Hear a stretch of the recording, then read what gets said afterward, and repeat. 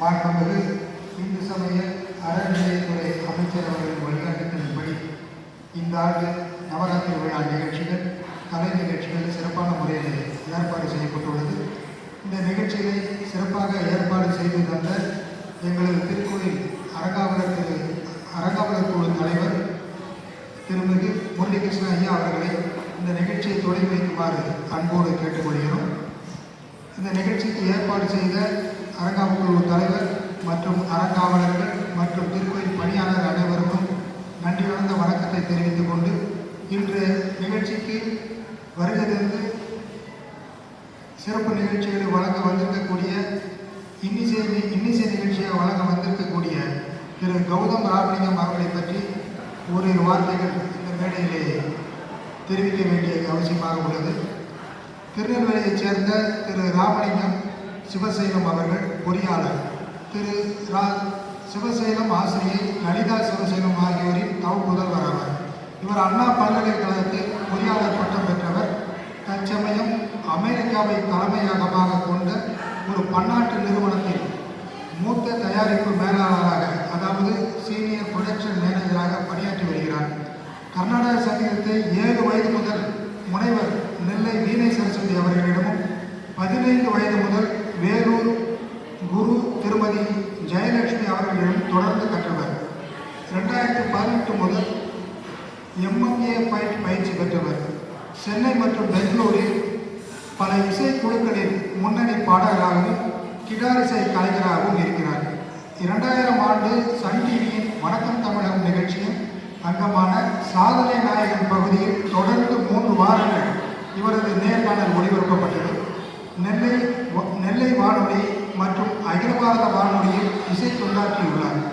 1999 ஆண்டு சின்மயா மிஷன் ஏற்பாடு செய்த அகில இந்திய பகவத்கீதை ஒப்புவித்தல் போட்டியில் தென்னிந்தியாவில் முதலாவதாக வந்து திருமதி நித்யஸ்ரீ மகாதேவன் அவர்களிடம் முதல் பரிசு பெற்றிருக்கிறார்.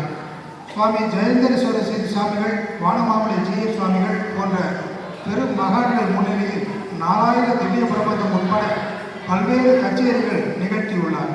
புதுடில்லியில் அப்போதைய பிரதமர் திரு வாஜ்பாய் அவர்கள் முன்னிலையிலும், திரு சாலமன் பாப்பையா, திரு வலம்புரிஜான் போன்ற சான்றோர்கள் முன்னிலையிலும் நிகழ்ச்சியை நடத்தி பாராட்டு பெற்றுள்ளார்.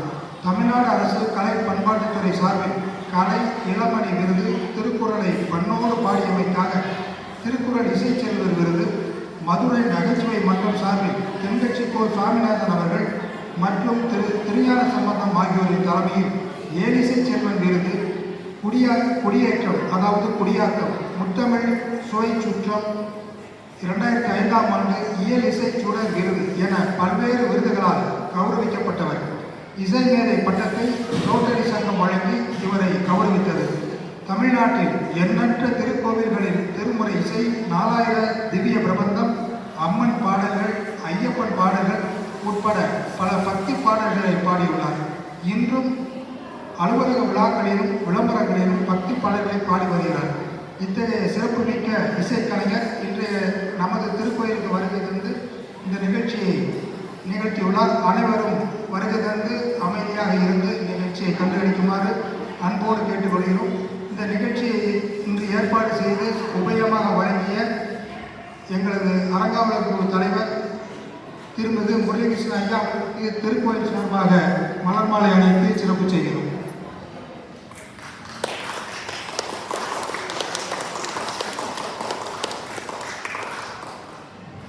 இசைக்கலைஞர் ராமலிங்கம் அவர்களுக்கு எங்களது அரங்காவலர் அவர்கள் சிறப்பு செய்து பொன்னாடை போட்டுவார்கள்.